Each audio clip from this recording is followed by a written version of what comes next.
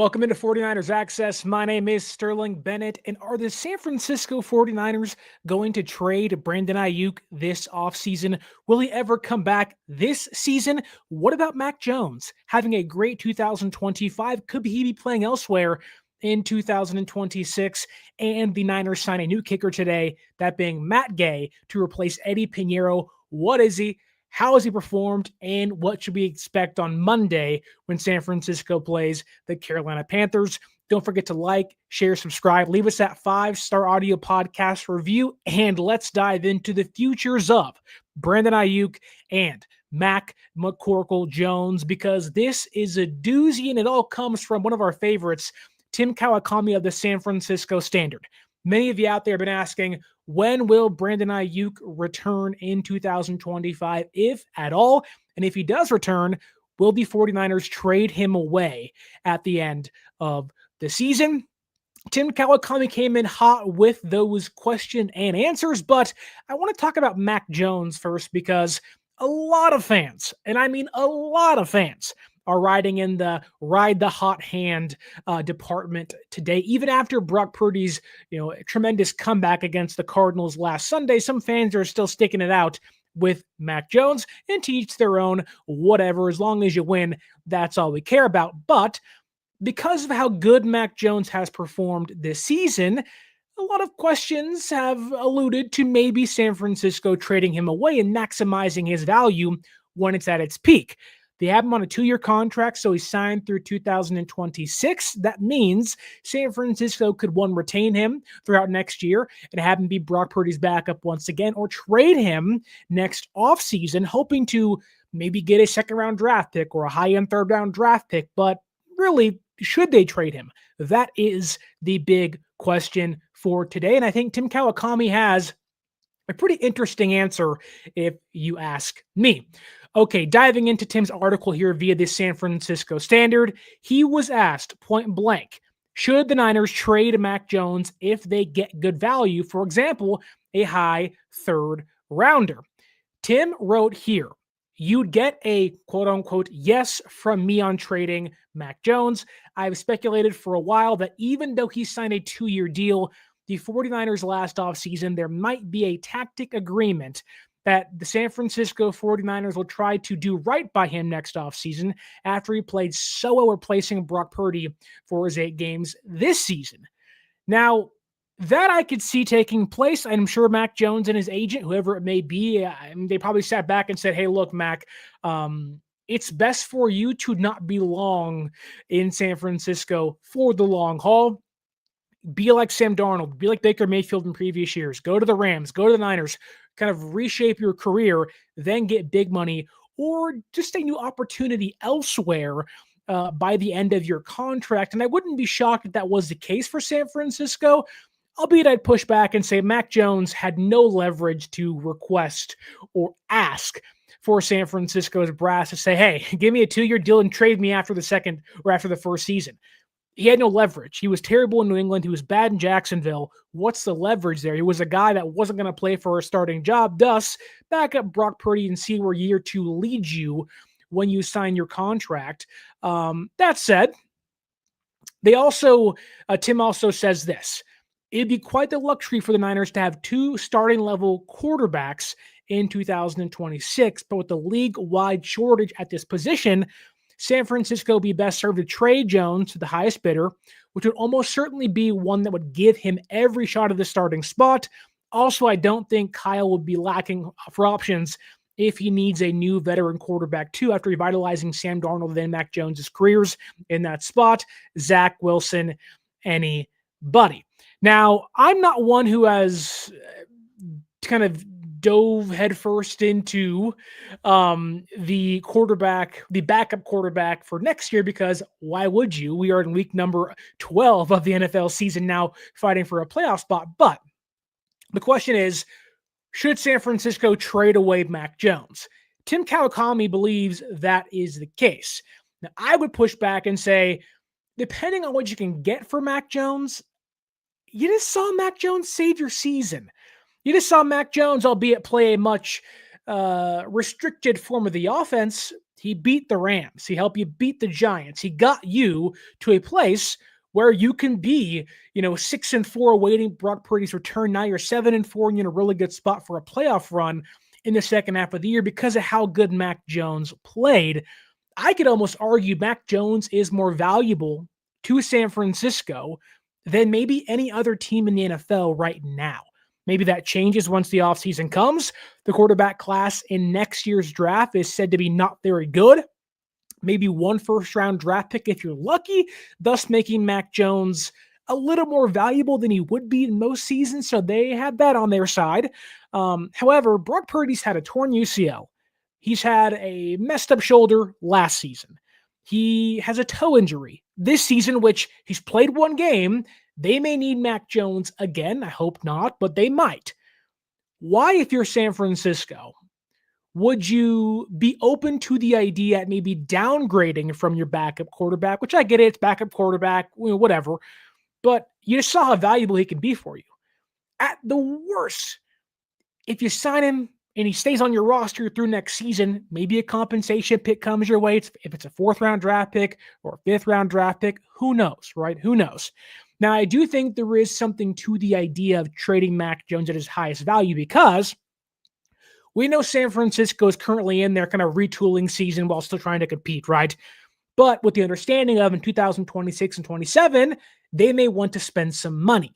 Now, if you do that and you keep Mac Jones and say he doesn't play much next year, but signs for a nice chunk of change, when, I don't know, let's say it's Minnesota, right? Let's say it's the Falcons in 2 years in 2027. If you're the 49ers and now you're wanting to go all in, you don't get anything in return from Mac Jones because you've likely surpassed his value, giving it to somebody else in free agency. Now, you can draft a quarterback. I think many folks are forgetting Curtis Rourke's on the roster. They like him. I think if Curtis Rourke wasn't injured coming into the draft, he may have been a 5th-round draft pick, which really is not a bad place to find backup quarterbacks. I also think you have options, let's say, like Davis Mills. Maybe you want to make a trade for Spencer Rattler from the Saints, or maybe it's a free guy like Zach Wilson when it's all said and done. San Francisco will have some options. Now, I think the Niners also believe Kyle Shanahan, as they should believe this, can get anything out of any quarterback in that room, whether it be Jimmy Garoppolo, Nick Mullins, CJ Beathard, Brian Hoyer for one game against the Rams in 2017. He somehow can find a way to simplify things for the quarterback, getting guys open. And I do believe that if San Francisco, let's say, gets another receiver in the room, we'll get to that later, but it's certainly an option coming into next year's draft. Maybe they don't really need to have a player like Mac Jones on your roster. And I think many people out there would say, Mac Jones on a 2-year deal is better than reaching for a quarterback in the 1st round. You have teams like the Vikings who J.J. McCarthy really doesn't look like the guy. Now, you give him some time. He hasn't played too much football just yet in his young career, but still, there are some questions in place. Michael Penix tore his ACL again. Kirk Cousins, I don't think he's the answer. He's almost 40 years old. Mac Jones could be in Atlanta next year with Raheem Morris and Jeff Ulbrich and company. And then you start kind of trekking down. The Jets may want a quarterback. Is Tua going to be in place in 2026, and for how long? Maybe the Dolphins want a quarterback. I'm just spitballing there, but I think a lot of things are on the option or on the table for a lot of teams. And Mac Jones will probably be the most valued backup quarterback potentially on the market in 2026. That said, we have a great question here from Strawberry in the YouTube chat, and they say, 1 year of Mac Jones or 4 years of a cost-controlled rookie. And that goes both ways. If you're San Francisco, you have 3 more years of roster control of Curtis Rourke, or you can sign somebody for relatively cheap in free agency and hope it works out, or draft another quarterback in this year's or next year's draft class, And if you're an opposing team, I almost think it's the inverse. I'd rather have Mac Jones for a year or two and kind of bridge us into the next guy, right? Like, for example, let's look at teams like the Pittsburgh Steelers, for example. They've been doing the bridge quarterback by year thing each and every year. You don't think the Pittsburgh Steelers wouldn't want Mac Jones over broken down and old Aaron Rodgers?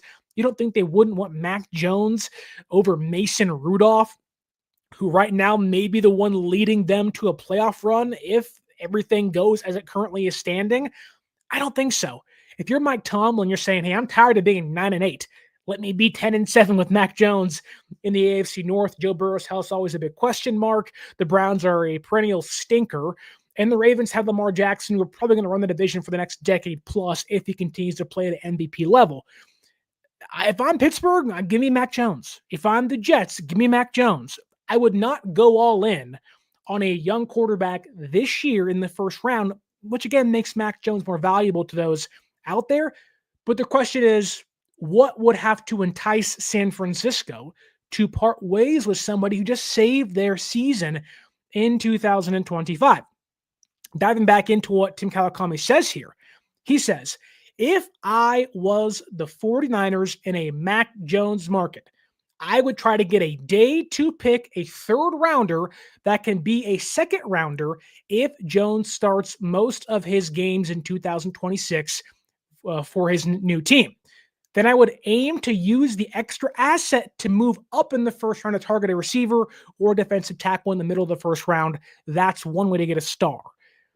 Now, Tim's being aggressive, and I don't hate that. I think San Francisco, knowing this was to take a step back and still be competitive, retooling season, it does feel like they're going to shed some money again while also spending money in other places on the roster, whether it's the defensive line, the secondary, or the offensive line. Maybe they go and sign a receiver again. Who knows? They may lose 2 of those guys, being Aiyuk and Jennings, during the offseason, so the need will be there. Maybe it's a running back again. Brian Robinson Jr. is a free agent. Grendo doesn't seem to be a guy. Yeah, Jordan James, but he isn't healthy rarely ever, so you never know. I just don't think a team is going to give you, especially a team picking high in the third round, unless maybe it's a team like the Jets, the Steelers, the Vikings, maybe. Teams that believe they're going to be in the playoff hunt that don't want to break the bank, or teams like the Vikings who have kind of already bet big and traded up for a quarterback and don't want to risk it again. Kevin O'Connell is a good head coach. He isn't a great head coach, but he's a great passing game coordinator. And McCarthy cannot even hit a third down quick out for 6 yards near the sideline. Mac Jones can do that. That'd be a heck of a team. Now, I don't know if San Francisco would want to trade Mac Jones to an NFC competitor. They may not care that much, but maybe it's part of the ongoing conversation that may or may not be happening right now. Maybe the Raiders make sense, albeit trades to the Raiders and Niners don't really happen very often now. I think the Steelers, you can go to the AFC South maybe, but the Titans have their guy, the Texans have their guy, the Colts have their guy. And Jacksonville's kind of stuck with Trevor Lawrence, who I don't think is very good at all. You can go to the East, and it's the Bills have their guy, the Patriots have their guy, and the Dolphins, unfortunately, have hinged themselves to that sinking ship of Tua Tagovailoa. But I don't see a team trading away a conditional second-round draft pick for Mac Jones. Now, I think maybe a team like, again, the Pittsburgh Steelers will be open to that if they were to make the playoffs in 2026. So maybe Pittsburgh gives you a third-round draft pick, and then they say, hey, you'll get the pick in 2027. And if we go to the playoffs of Mac Jones, we'll give you a second rounder. At that time, it's like a late 50s pick. Maybe it's a late 40s pick, and it's no harm, no foul there. It may even be in the 60s. Who knows? I just think you're not going to have teams wanting to give away valuable day 2 assets for a quarterback like Mac Jones. But if they're going to trade a guy like Mac Jones, this is the offseason to do it. His quarterback class is not very good. Nobody stands out. Maybe Fernando Mendoza from Indiana, but I don't know, man. He may go in the top 10 and just you leave teams kind of waiting for an answer. Like, if you think about it, the Raiders may need a quarterback. Mac Jones fits with Minnesota. the Falcons, like there are so many teams, albeit that aren't going to be picking in the top 10. Like the Falcons don't even have their own first round draft pick this year. That can make Mac Jones more alluring to them if they don't want to keep Kirk Cousins past this season. Like when you start kind of getting into the nitty gritty of each team's needs and each team's injuries now, trading Mac Jones makes a heck of a lot of sense for the San Francisco 49ers. And I also love the idea of using the asset to go move up in the draft. You saw San Francisco in 2020 after they lost Super Bowl, got really aggressive and had Kinlaw at 13 via trade down with the Buccaneers, but also trading back up to get Brandon Aiyuk. So it's not as if they haven't done it before. And I think the Niners have been aggressive in the past. I think they realize that as soon as Fred Warner hits 30, as soon as Kittle hits the age of like 31, 32, as soon as Christian McCaffrey reaches 30, that's the time to ramp things up and be aggressive. I am kind of changing my tune on this year's or 2026's first round draft pick being earmarked for a tackle. I don't think that's the case. I think San Francisco likes the way Trent Williams is playing. I think he's going to come back next year. And I think getting a defensive tackle to pair with Collins and West might be the best option, unless, a great safety falls down to like Caleb Downs from Ohio State or somebody else does. Or maybe you trade Aiyuk and go for Carnell Tate from Ohio State or get a Jeremiah Smith if you're lucky. But I think that trading Mac Jones is going to be a tough thing for me to kind of agree to because he's been so valuable this year. Laurie Matthews says here, I think having a good backup is extremely valuable because it is. It is. And I don't know if you're San Francisco, can you watch a year like 2022 where you lose two quarterbacks and you see Jimmy save Trey Lance this season, kind of keep you afloat, then he gets hurt and Brock Purdy comes in and saves the regime's life. And now you're seeing Mac Jones save Brock Purdy and the rest of San Francisco season. Now they've seen how valuable backup quarterbacks can be. I don't know if you're willing to take a step back from that. Now, again, compensation picks come into play and whatnot, but it's certainly a hard conversation to have, a tough one to have. But if you can trade away Mac Jones, and although you can't guarantee it, on paper, if you can have Brock Purdy be healthy for a large part of the season, and you can go get a defensive tackle or a wide receiver in the draft in the first round because of Mac Jones's value, you do it in a heartbeat. Like trading backup players behind franchise quarterbacks, you'll do it in a heartbeat. So maybe I'm talking myself into it, but it really depends on what you're going to get. I think anything less than a third round draft pick, the answer is no. No, no, no, no, no. You need at least a third round draft pick for Mac Jones. Falcons make sense. Vikings make sense. And that's kind of it, unless, something catastrophic happens in Pittsburgh and Aaron Jones ain't the guy. But man, oh man, oh man. I think Mac is replaceable.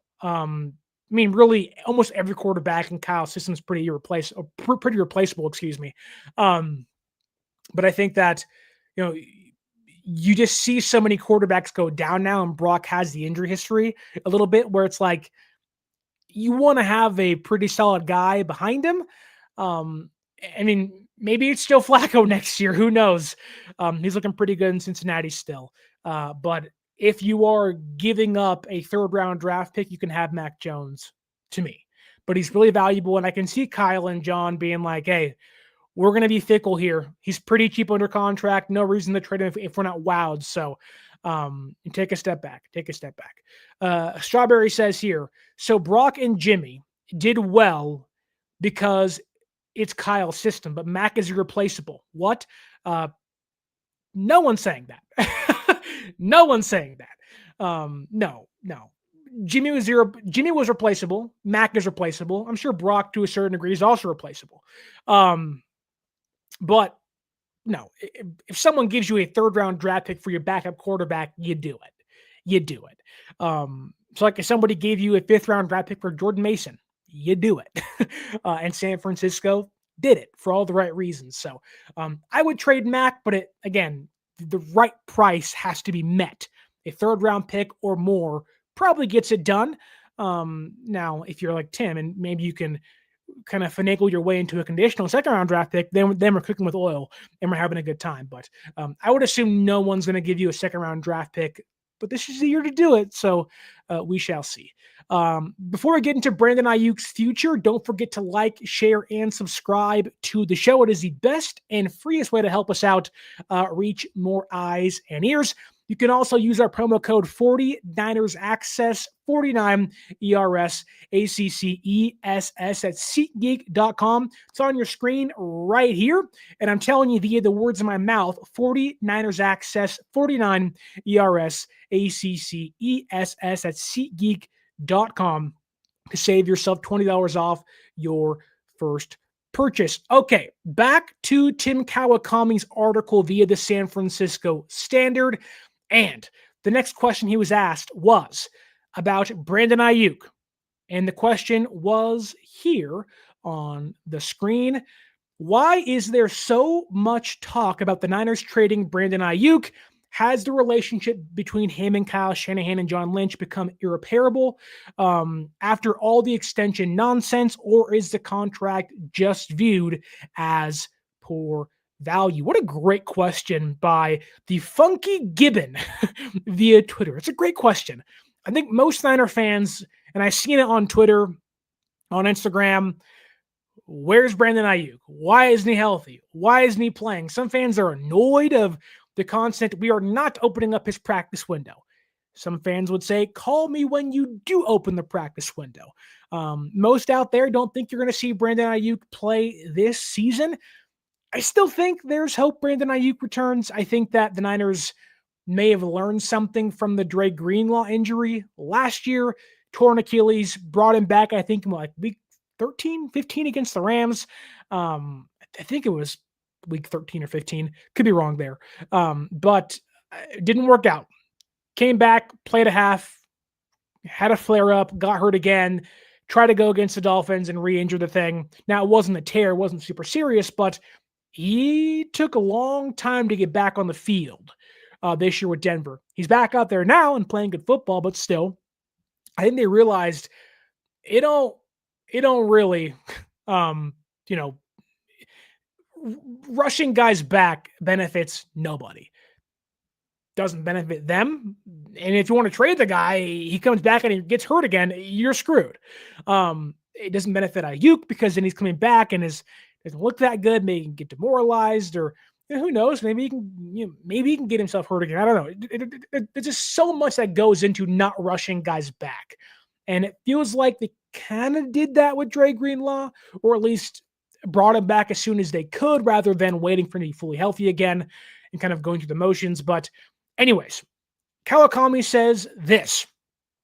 On Aiyuk, it's always tricky to put a value on a player who has been hurt for so long, or to evaluate his current status on the team while he is hurt. But the Niners have been thinking of trading Aiyuk since he staged all those weird scenes during his negotiation last year. And it's not like he's gained value with them ever since. And that right there, we have talked a long time, a lot of it being from Tim Kawakami, about the Niners front office, somebody, whether it's Jed, Parag, a random scout, or someone's secretary in the room, they did not want to play or not want to pay Brandon Aiyuk. They didn't want to do it before he got paid. They wanted to trade him away during the draft, and San Francisco said, no, no, no. We all know now. Kyle ran to John's office and said, John, wait. Put the phone down with the Pittsburgh Steelers. Do not trade him. He will finally play ball and sign with us. They put the phone down. Aiyuk comes back, and 7 weeks later, he's hurt and had no value last year for San Francisco. Now, I think as the year had gone on, you would have seen something more, but we didn't get to see that because of the injury, unfortunately. That said, Tim's right.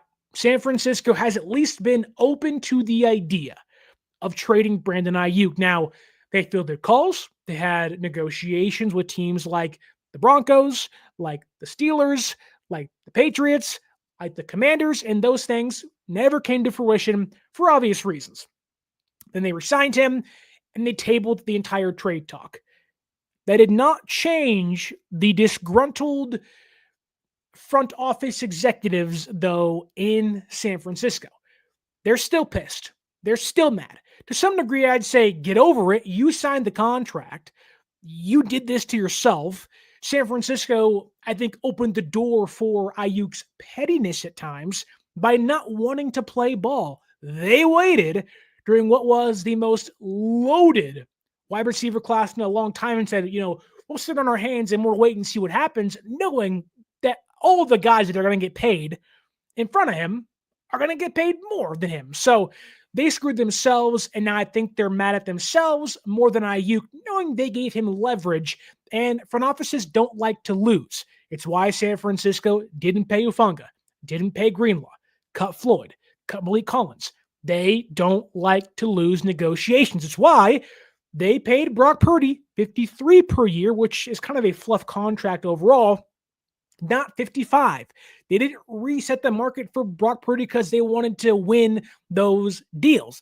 They did it for Warner, did it for Kittle because they are elite level players that have already earned that money, but they were going to pay Brock that much. I guarantee you this offseason, whoever's a free agent on the team, they're going to be, fighting hand over fist of, every single penny of contracts. They took on the most dead cap money in football this year for that exact same reason. Ego. A lot of this, the Aiyuk stuff is ego. It's somebody in the front office, whether it's Jed, John, Parag, whoever it may be, they lost a deal, they got bested, and now they're angry. It's like the kid, when I was younger, my brother and I had the Xbox, right? And I was a little piece of crap at times, and I was like 6 years old, 8 years old, and if I didn't get my way, I'd go over there, I'd turn it off. And now looking back, I'm like, oh my God, I was a jerk. I was a dumb little kid. But it was like throwing a tantrum. Somebody in that front office is throwing a tantrum. Now, I think Aiyuk getting hurt has justified that tantrum because, now he's hurt. We paid him all that money. We should get out of it as we can or as soon as we can. And I don't think they're necessarily wrong for the last part. I don't think that them wanting to get out of the Aiyuk contract is bad, knowing he's hurt, knowing that he's probably not gonna be the same. That's obviously speculation, but look, I hope Aiyuk comes back and is awesome, but the odds would say he's probably not going to be the same Aiyuk. He'll maybe come back this year. I think he does, but it's going to take him a while to kind of refine himself and rekindle some Ladybug magic like he did in 2023 in the playoffs of that year. Now, we have also this quote by Tim Kawakami. In fact, if Aiyuk hadn't suffered the injury, he might have already been traded. Like, man, it's kind of damning that had Aiyuk not been hurt, even after signing the deal in the first place, during the offseason, they could have been, nope, we're done. Get us out. We don't want this anymore, which is one terrible business. I have said for over a year now, when the rumors came out of, they feel bad, they want to go back on the deal, and someone's mad in the front office, it's like, then why'd you do bad business? Again, you're mad at yourself because y'all screwed up and that person benefited. That's bad business.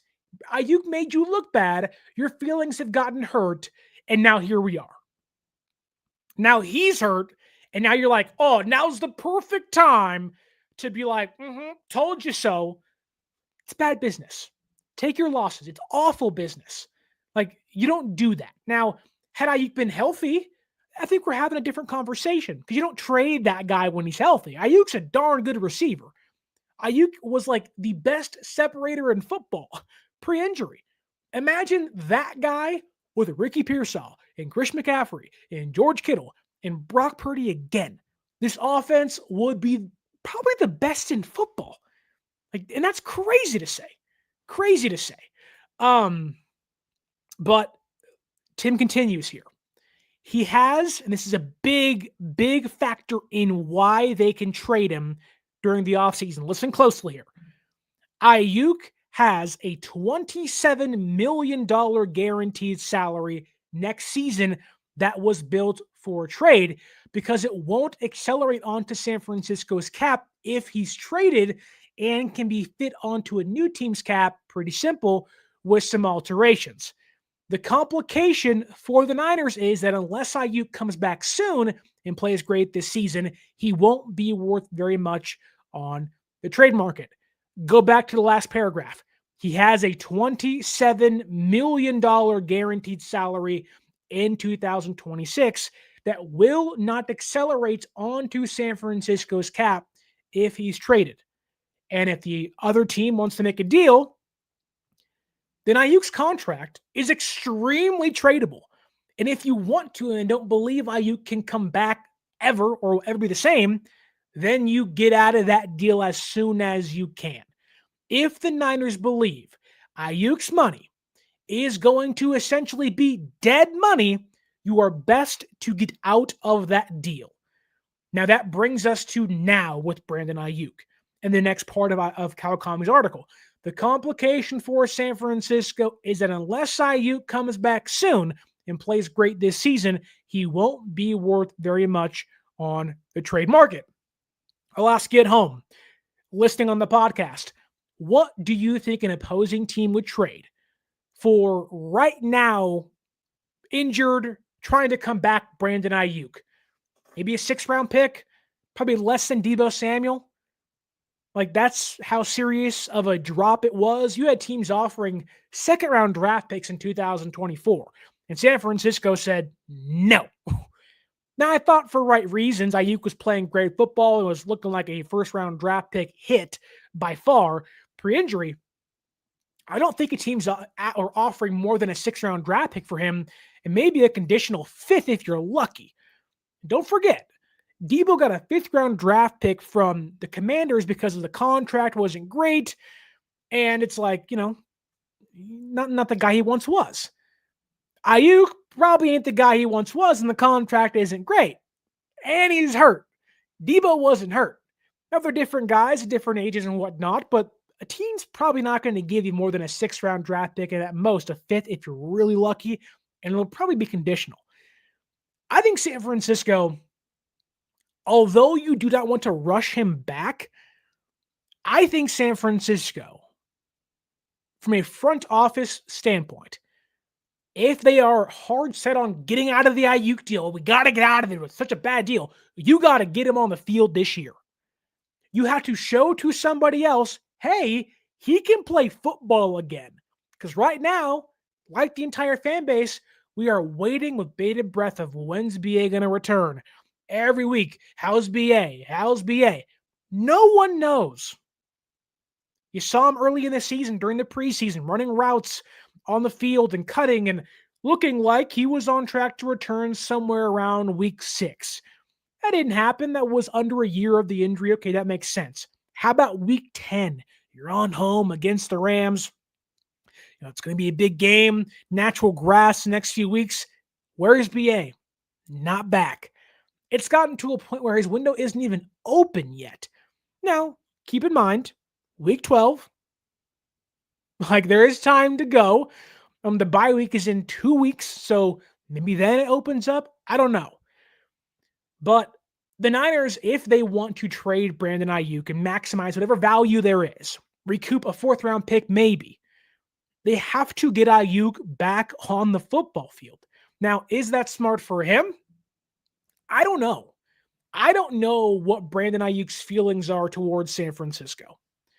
I don't know what Brandon Aiyuk and his family's thoughts are on John Lynch, Kyle Shanahan. They've seen these reports. They know San Francisco's pissed off. At least somebody in the room is pissed off at him. They know they hate the contract they signed with him. And I wouldn't have been shocked that had Brandon Aiyuk been healthy and played, let's say, better down the stretch last season, if he didn't ask for a trade himself, because things did not look good.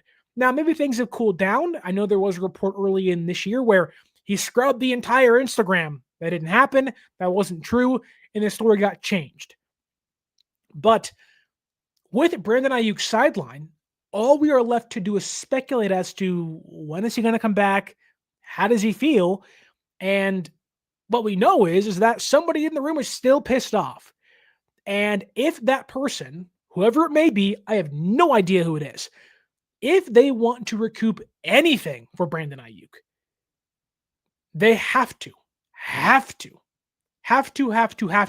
get him back on the field, or you are not trading him. You are getting nothing in return.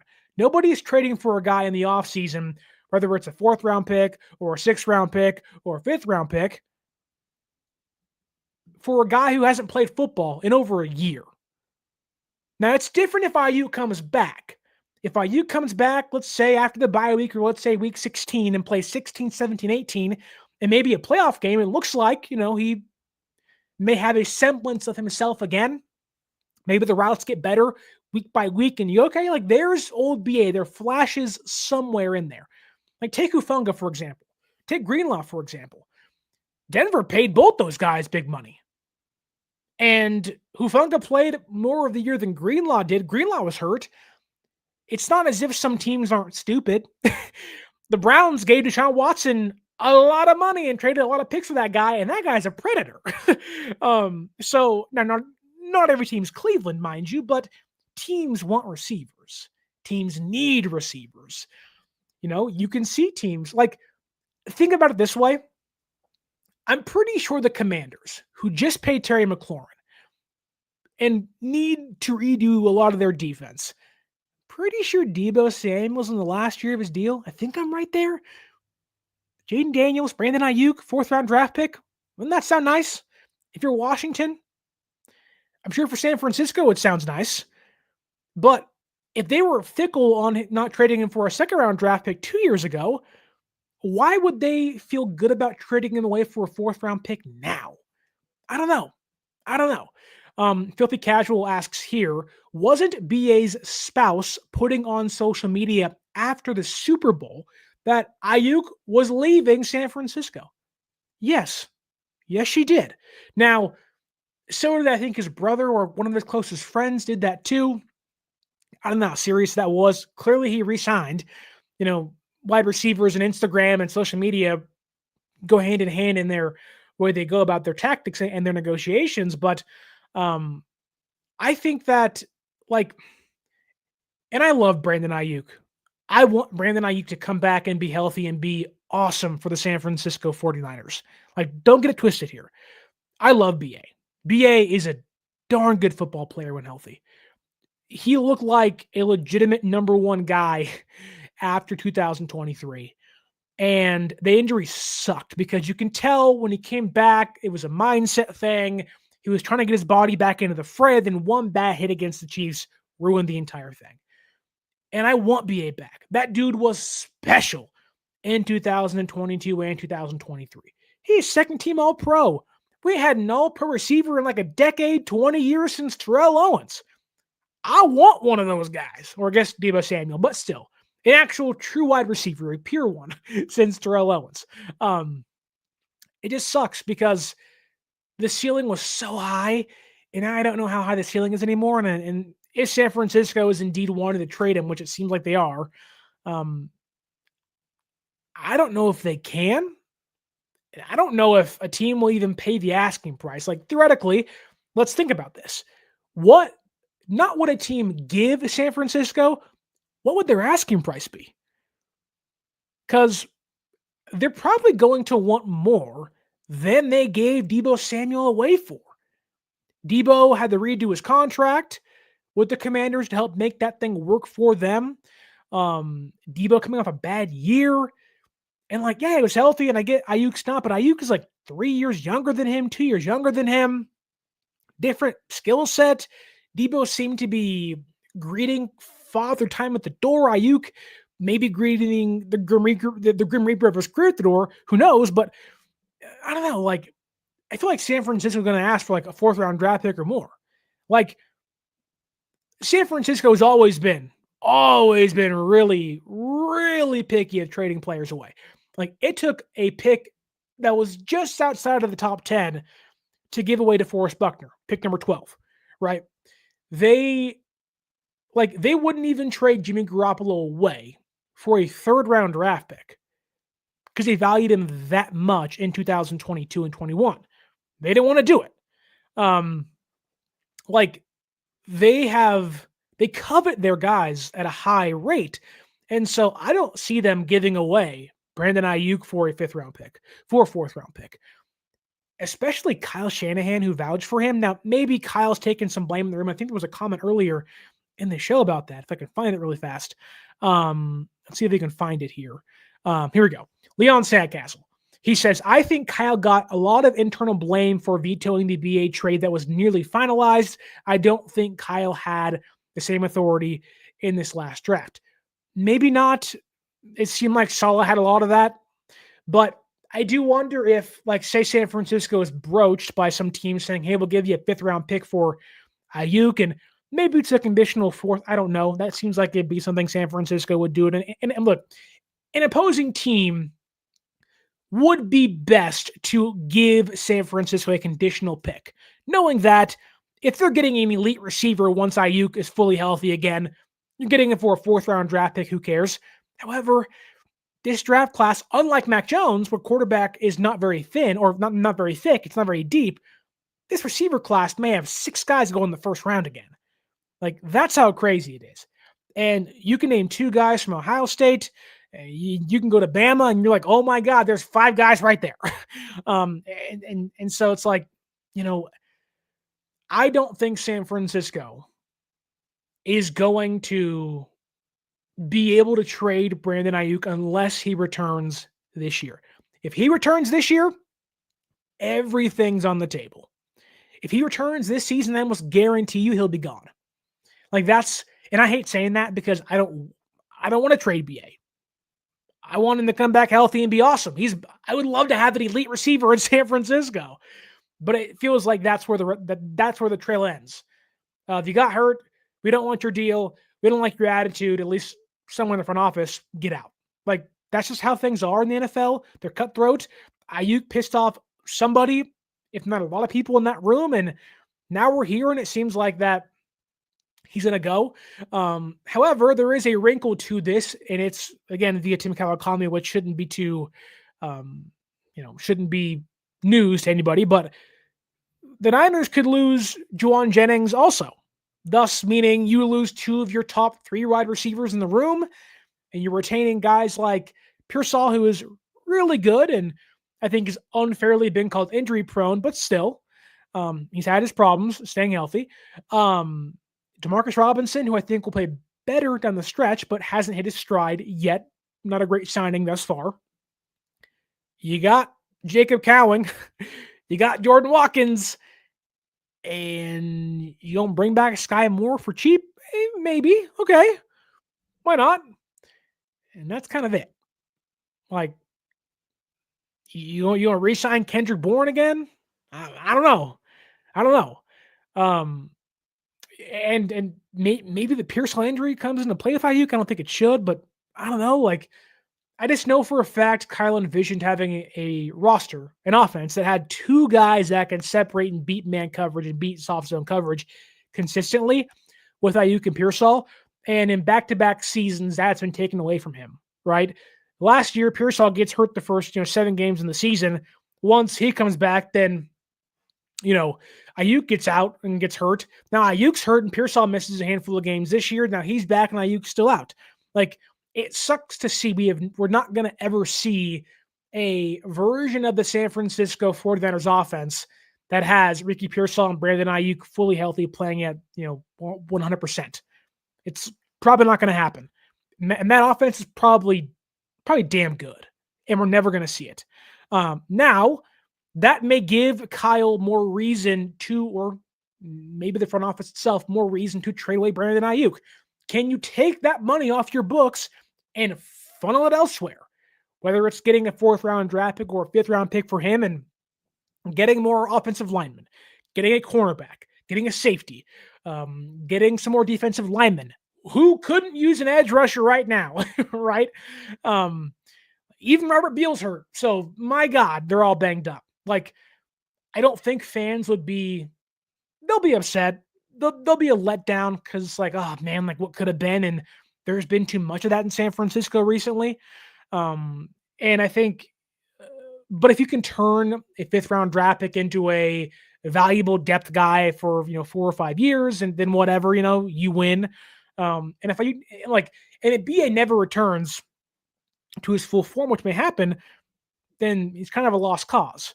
Again, I just hate saying that, but it's the truth. And so, I mean, I would not be shocked, and fans are going to hate this, and I hate this too. I would not be shocked if Kyle took another receiver in the first round. I would not be shocked at all. Like, I think Jordan Watkins has more to offer. I think, Pearsall, when healthy, can be really good, but let's say San Francisco is picking at like 22 or 24 and Carnell Tate's there. How do you say no? You know what I mean? Now it depends on who else is on the, on the board, but like, I really would not be shocked.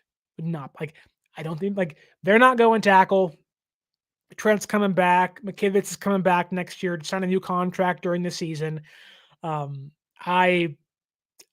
Receiver or defensive line, that's kind of where you're looking at. Now you love to have a tackle that would be behind Trent and, kind of learn from him, but they've never done that.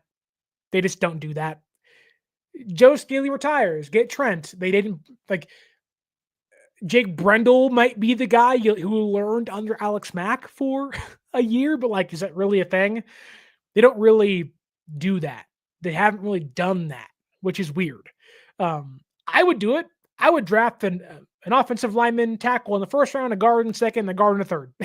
Go crazy or go get a center, but that's not how they do things. I think a wide receiver might be in place.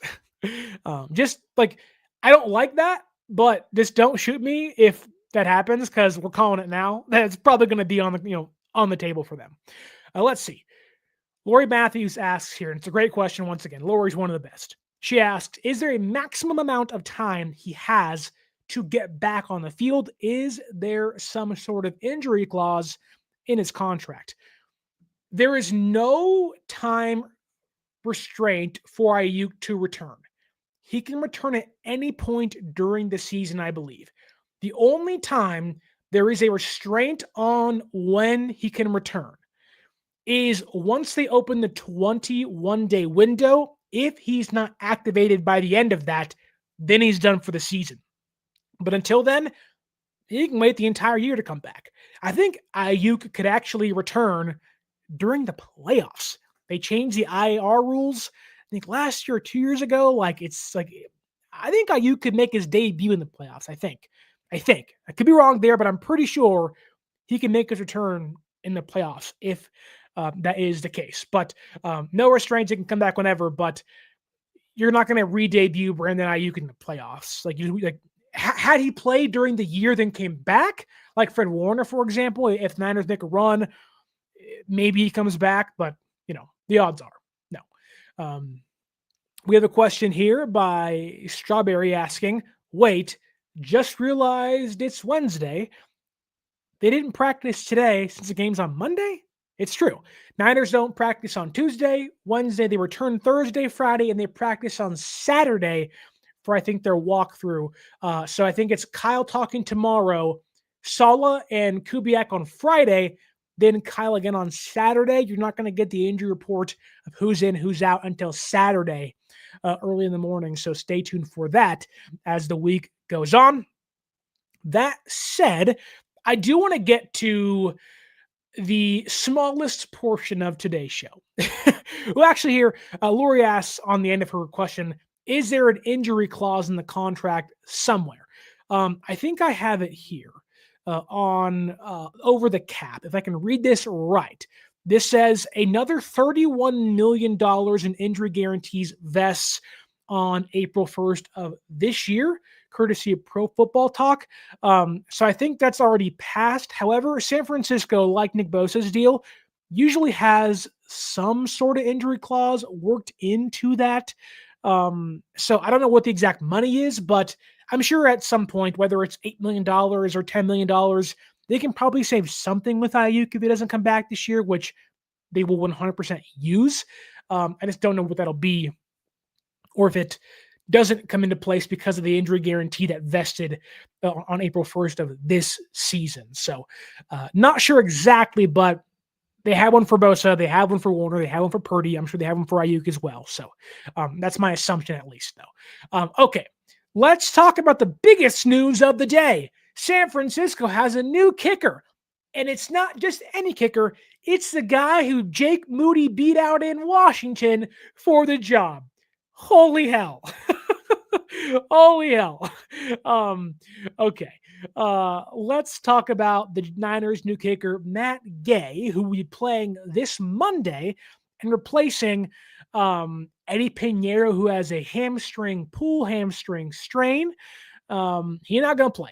That said, who is Matt Gay? Well, I'll tell you, since 2023, Matt Gay is 77 for 97 on field goals, which is just under 80%. It's not very good, but there's context as to why, and I'll explain more in a second. However, he is 90 for 91 on extra points, a 98.9%. His longest field goal since 2023 is a 57-yarder, and he has missed 3 of his last 7 field goal attempts. So he's had some struggles. He has some flaws. Why did San Francisco bring him in? And I'll tell you why. Because he's terrible beyond 50 yards. He is 15 for 31 in the regular season and the postseason on kicks from 50-plus yards out. It's terrible. It's 48%. However, on kicks 50 yards and in, if I can do some quick math for you here, he is, let's see, this is hard, 30, 43, 53, 52, 62, 62 for what is that? 62 for 30, 45, 56. It looks like he is 62 for like 65, 66. It's pretty good on field goals inside 50 yards. Now you can again ask Sterling, why that guy? Why that guy? Because Brock Purdy's back. That's why. The odds are San Francisco is not going to have to be attempting kicks from 50-plus yards, knowing Brock Purdy's back. You're going to have kicks likely inside the 30-yard line, 40-yard line more often than not.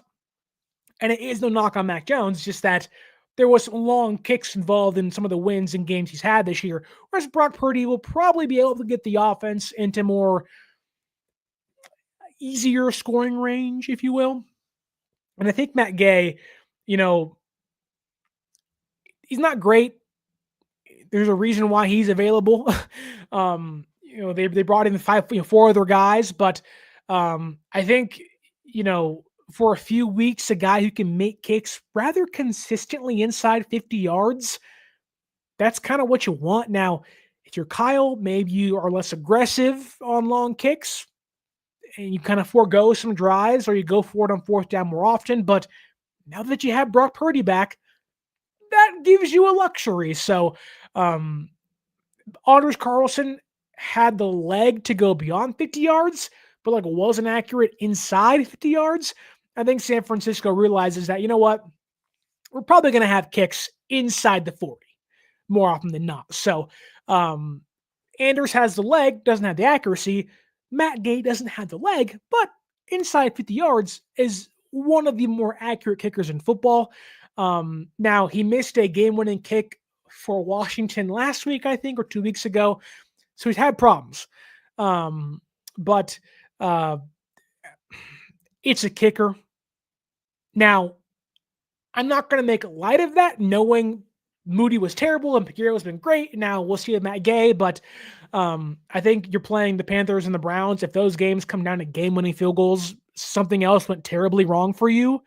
So I think that's kind of my takeaway from that of if Matt Gay is a reason you're winning and losing football games, that's a problem, especially with how good your offense can be. Now, I don't know what the kickoffs look like. I don't know what the special teams coverage looks like and his kicks in the landing zone. I have no idea what that looks like. Maybe there's some chart somewhere. I don't have it. But in regards to field goals, which right now is the most important thing for San Francisco in scoring points, um, been pretty good inside 50. So that to me is what matters most. Can you make a kick from 38 yards away, from 44 yards away? Matt Gay has been pretty good at doing that. Now, Jake Moody beat him out. And if you're a Niner fan, you're like, oh my God, how bad is this dude? Yeah. I don't have any way to defend that by any means, but not ideal. Now, Moody has been better since he left San Francisco, but still, whenever you see that, which Deebo Samuel and Jake Moody being on the same team again is crazy. Crazy. But I think San Francisco could hopefully score some more points, and field goals inside the 50 shouldn't be a problem. And you're probably going to have the football more towards a 40-yard field goal than a 50-yard field goal with Brock Purdy playing quarterback against some middling defenses at best. Panthers aren't great. The Browns are really good. Myles Garrett scares me and haunts me in my dreams, but still. Let's get to some more questions in the YouTube chat. Carol Chipto says, a guy who is consistent within 50 for a few weeks. Right. It's like, what do you do?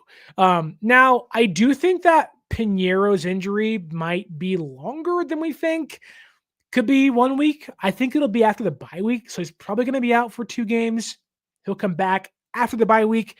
That'll make it kind of a 3.5 to 4 week injury. I think that'll be the case. So I wouldn't expect to see Pineiro back until after the bye week, which it's 2 games away.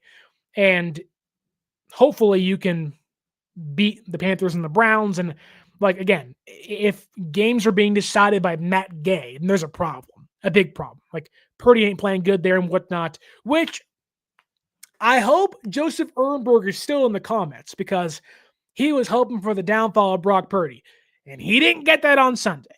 And I want to go back to his comment, the very first one he made, I believe, in the chat today. Besides screaming my name, he said, Brock played really good on Sunday. Joseph, let's give it up, folks. The biggest Brock Purdy hater in the entire world has now praised San Francisco's $53 million man. It's nice, Joseph. How's it feel to have the quarterback back? Pretty good, huh? Now he has to continue that, but I think we're all riding pretty high after that Cardinals game because Brock Purdy looked really, really, really good. Bobo says here, Mike McDaniel will be back next season. I hate to break it to you. Dolphins have won like 2 of their last 3 games, 3 of the last 4 games. He's not leaving. I don't think he's the problem. I think they're going to keep him. The owners already said they're going to keep him. So I don't think Mikey McDee's coming back next offseason. I think he's going to stay in Miami for at least 1 more year and they'll fire him after 2026. But no. We have a super chat by Cam's dad. Cam's dad, thank you so much. What a great way to end the show. More playoff talk with Cam's dad. $2. Thank you so much for the $2. It'll be well spent on my wife. And so whatever spent on her, it's Christmas time. Get her a gift or so. We're in the midst of holiday shopping, so your $2 goes a long way. Long way. You have no idea. That's a quarter of 1 Starbucks drink, which she'll undoubtedly love probably on Friday. But Cam's dad, thank you so much for the $2 in the super chat.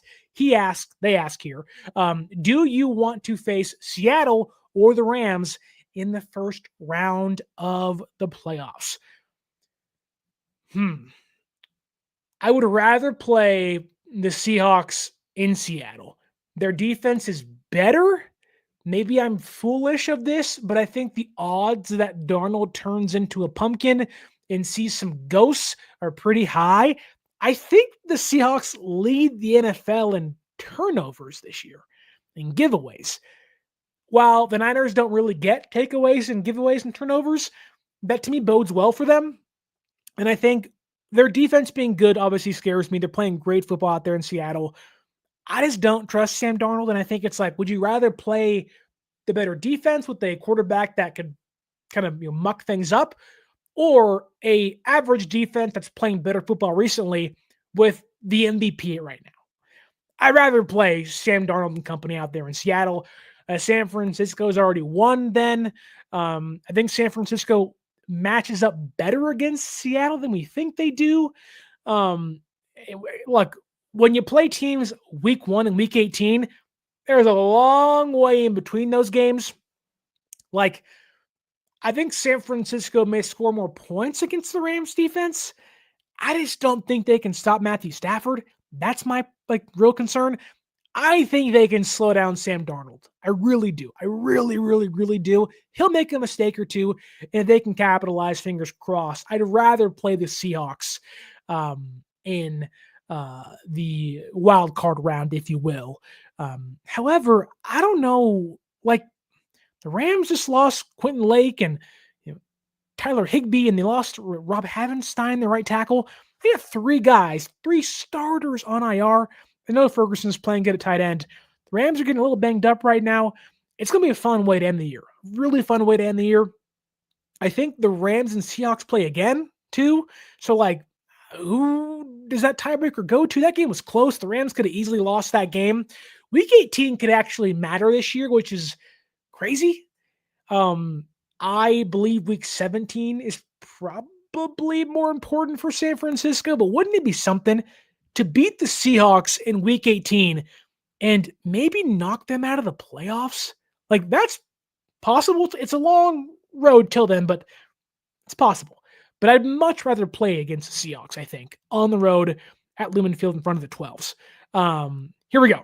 Another $2. Oh my gosh. Cam's dad.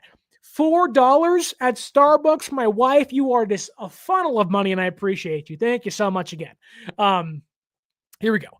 He asked, you want to win week 18 or lose vibes-wise? Well, you always want to win. I don't think San Francisco can afford to lose games. Now, there is some credence to them playing better after a loss, being motivated, and if you're playing Seattle twice in back-to-back weeks, maybe you don't mind losing that one, but I think you'd rather win no matter what.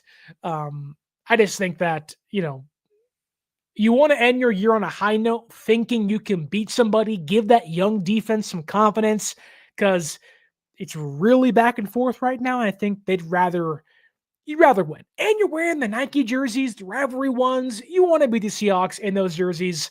That game could mean nothing for Seattle. It can mean everything for Seattle. It can mean nothing for San Francisco. It can mean everything for San Francisco. But, my hope is that Mac Jones plays that game. That's the hope. And it's like Mac Jones and Kendrick Bourne and Jordan Watkins and all the guys that don't matter play that game. Unfortunately for San Francisco, they don't have the defensive bodies to do that. So I think that you want to win every game. You're not playing to lose. You're not throwing games for seeding. So I just know right now, if the season ended, San Francisco's playing the Rams in round 1.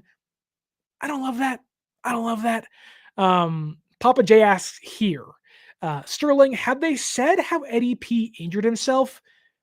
I don't know exactly, but my assumption was after the blocked field goal kick, he made the tackle or tried to and kind of got bodied up by a Cardinal player and seemed slow to get up. That's my assumption. And that kind of seemed to be what happened, but I'm not sure. All I know is Eddy P will be missed for at least the next 2 weeks. Hopefully not much longer after that. But San Francisco 7-4. Stay tuned tomorrow. We are going to preview Niners versus Panthers right here on the channel. You are not going to want to miss that. It's a big game for both teams' wild card chances. San Francisco, it's a must-win game. The Panthers, it's a must-win game as well on Monday Night Football, primetime, Levi Stadium. Under the lights, can San Francisco make it 2 wins in a row? We shall see. Come back for that one. Don't forget to like, share, subscribe on the audio podcasting platforms. Leave us that 5-star review. You can follow us on social media at 49ers Sports_access is the X or Twitter, and 49ers.access is the Instagram. And don't forget to use our promo code 49ersaccess, 49 ERS ACCESS at SeatGeek.com. Save yourself $20 off your first purchase. Brock Purdy's back. Ricky Pearsall's back. If you want to help San Francisco pay for Brandon Aiyuk's contract, get yourself some tickets and help BA stay in San Francisco past 2025 by using that promo code and enjoying yourself some live Niners football in 2025. As always, my name is Sterling Bennett. Thank you to every single one of you in the chat. Enjoy the rest of your Wednesday hump day night. And yeah, until next time, though, stay faithful.